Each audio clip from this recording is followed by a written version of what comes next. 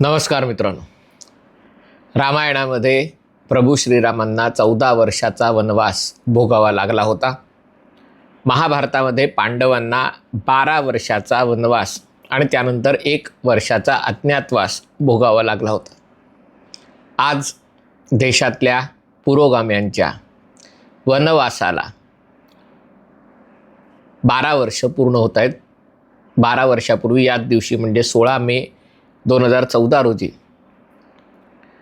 नरेंद्र मोदींच्या नेतृत्वाखाली भारतीय जनता पक्षाला स्वबळावर सरकार स्थापन करणं शक्य झालं होतं. अर्थात सरकार हे रालोआचं होतं, पण भाजपाला 282 जागा होत्या, बहुमतापेक्षा 10 जागा जास्त होत्या आणि बाकी मित्रपक्षांना जर सोबत घेतलं तर जागा 300पेक्षा जास्त होत्या.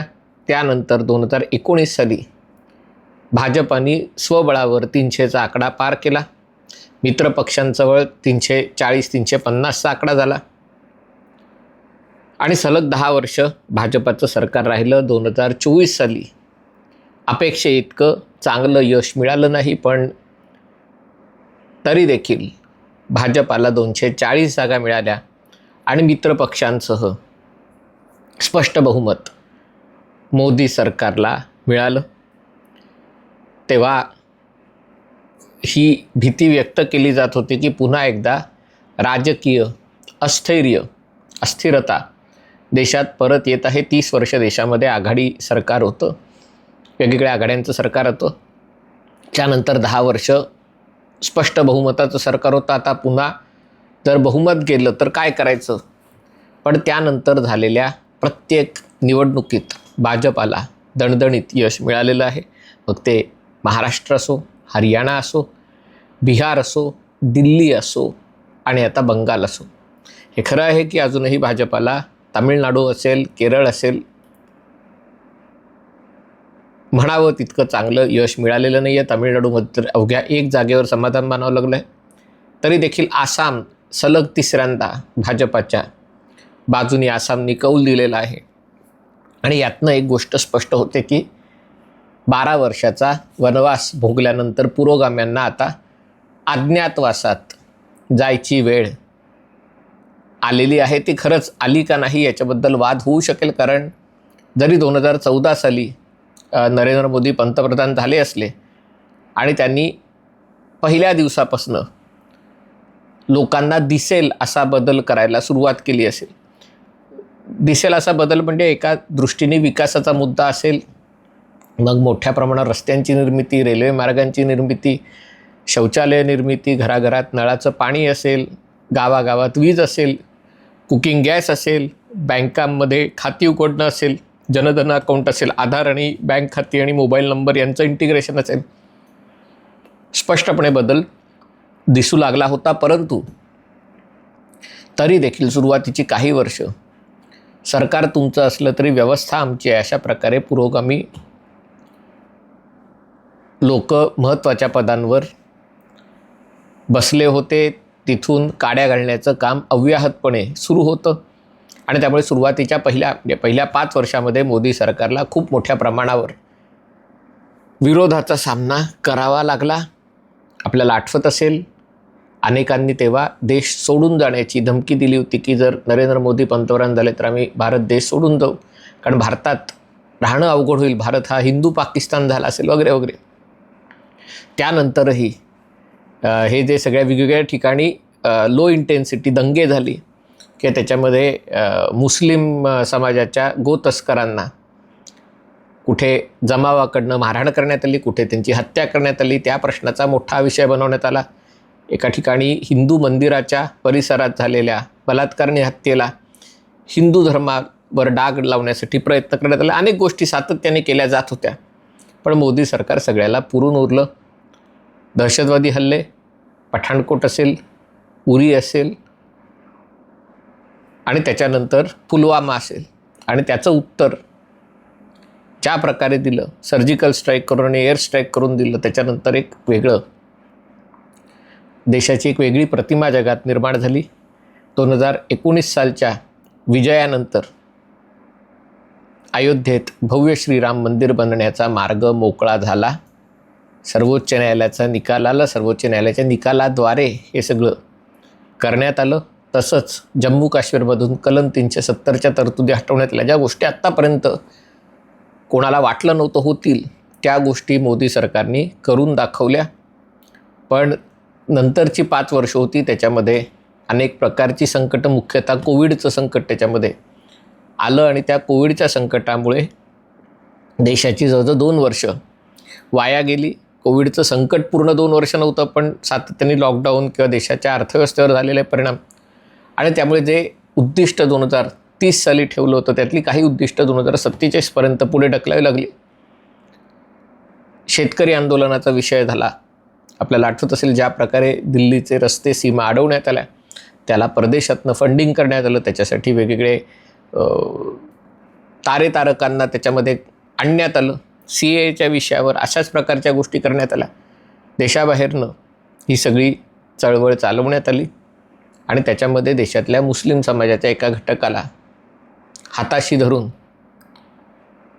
देशाचा नॉर्थ ईस्ट, पूर्वांचलाचा भाग देशापासून तोडण्याचं कारस्थान करण्यात आलं. अशाच प्रकारच्या गोष्टी कोरेगाव भीमा येथे महाराष्ट्रात ते निमित्त होतं, पण त्याद्वारे शहरी नक्षलवाद पुढे आणणं या सगळ्या गोष्टींचे प्रयत्न अव्याहतपणे सुरू राहिले, पण ते देखील हाणून पाडण्यात आले.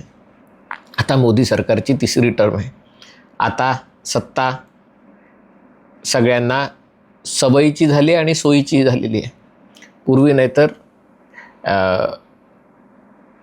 एक भाजपा आणि संघ परिवाराचे बरेचसे कार्यकर्ते हे कर्मयोगासारखं की कर्म करत जा, फळाची अपेक्षा करू नका, अशा प्रकारे पक्षाचं काम, संघटनेचं काम, समाजाचं काम, देशाचं काम करत होते.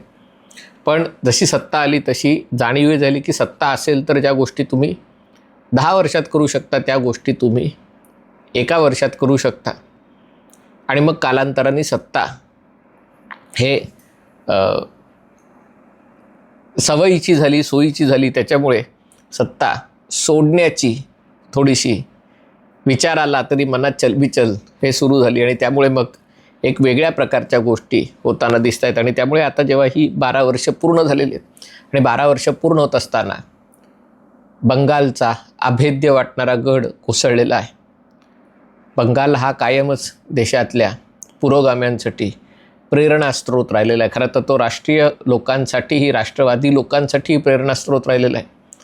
बंकिमचंद्र चट्टोपाध्याय असतील किंवा श्यामाप्रसाद मुखर्जी असतील किंवा अनेक क्रांतिकारक असतील, नेताजी सुभाषचंद्र बोस असतील, स्वामी विवेकानंद असतील, सगळे बंगालचे सुपुत्र आहेत. पण त्याचबरोबर अनेक डावे, मार्क्सवादी, अराजकतावादी हे देखील बंगालमधून आले असल्यामुळे बंगालसाठी जी निकराची लढाई होती ती आता संपलेली आहे. आता बंगालवर नियंत्रण प्राप्त करून पुढची किमान 15 वर्ष, खरं तर 50 वर्ष, पण 15 वर्ष तिथे डाव्या आणि अराजकतावादी लोकांची सत्ता येणार नाही याची काळजी घेण्याची गरज आहे.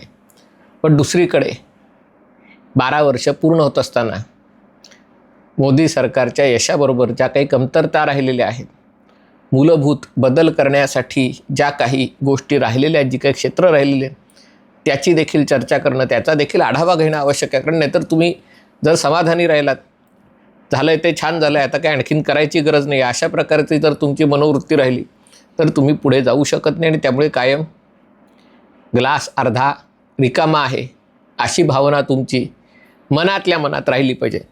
बाहेर बोलताना तुम्ही ग्लास कसा अर्धा भरला हे सांगू शकता, पण अजूनही अर्धा भरायचा आहे ही जाणीव मनात कुठेतरी राहिली पाहिजे. आणि त्यामुळे या जाणीवेनी शिक्षण क्षेत्रात अजूनही मोठे बदल करणं आवश्यक आहे. मोठे बदल करणं म्हणजे सिलेबस बदलणं असं म्हणत नाही आहे, पण शिक्षण व्यवस्था अशा प्रकारे सुधारणं की ज्याच्यातनं एक राष्ट्रभक्ती असलेली पिढी पैदा होईल, पुढे येईल, देशाच्या कामासाठी लागेल. म्हणजे असं असायची गरज नाही की शाळेत जाऊन इंग्रजी माध्यमात कॉन्व्हेंटमध्ये त्या प्रकारचं शिकायचं आणि मग नंतर संघाच्या शाखेत जाऊन, ऑनलाईन शाखेत जाऊन राष्ट्रवादाचे धडे घ्यायचे. ज्या गोष्टी साठी संघ सुरू झाला, शाखा सुरू झाली, त्या गोष्टी शालेय शिक्षणात इंटिग्रेट करता येऊ शकतात. त्यातले तुम्ही प्रार्थना वगैरे कदाचित करू नका, पण एक शारीरिक श्रम, व्यायाम, नेतृत्व उभारणी, खेळ खेळणं, बौद्धिक, या सगळ्या गोष्टी शालेय शिक्षणात आणणं काही अवघड गोष्ट नाही आहे. शिक्षणातली भ्रष्टाचाराची जी बजबजपुरी आहे ती देखील चिंतेचा विषय आहे. कारण आता जी नावं येत आहेत त्यातली अनेक नावं इकडची आहेत, तिकडची नाही आहेत, आणि तरी देखील ही बजबजपुरी थांबलेली नाही आहे. दुसरी गोष्ट, जी स्वदेशीचा नारा जो आता दिला आहे आणि अनेकांनी काय काय, म्हणजे मी लोकांची काटकसर बघूनही मला असं छातीत कळ वगैरे तशी, जशी छगन भुजबळांची अशी बारीक कळ यायची तशी. कोणी परदेशात गेलं नाही ही काटकसर, कोणी बिझनेस क्लासनी प्रवास केला नाही ही काटकसर. म्हणजे सामान्य माणसं कशी जगतात या देशामध्ये याची कुठेतरी जाणीव संपत चालली आहे की काय. आणि त्या काटकसरीचेही फोटो काढून टाकणं आणि सेल्फी काढून टाकणं आणि व्हिडिओ टाकणं, हे आणखीनच एक सोहळा करायची जी पद्धत आहे त्याच्याबद्दल मी आत्ता बोलत नाही आहे. पण सांगायचा मुद्दा हा की कुठेतरी शिक्षण व्यवस्थेत आमूलाग्र बदल करणं आवश्यक आहे. स्वदेशीच्या बाबतीत सगळे बिल्डर आजकाल भाजपाचेच संबंधित आहेत, पण जवळपास सगळ्या बिल्डिंग प्रोजेक्टची नावं इटालियन, स्पॅनिश. हे नरेंद्र मोदींना लक्षात येत नाही का? म्हणजे बोलणं सोयीचं नाही आहे. त्यांनी एक आवाहन केलं सगळ्या भाजपाच्या आमदार, खासदार, मंत्री, संत्री, नगराध्यक्ष, त्यांना हे करावं लागेल.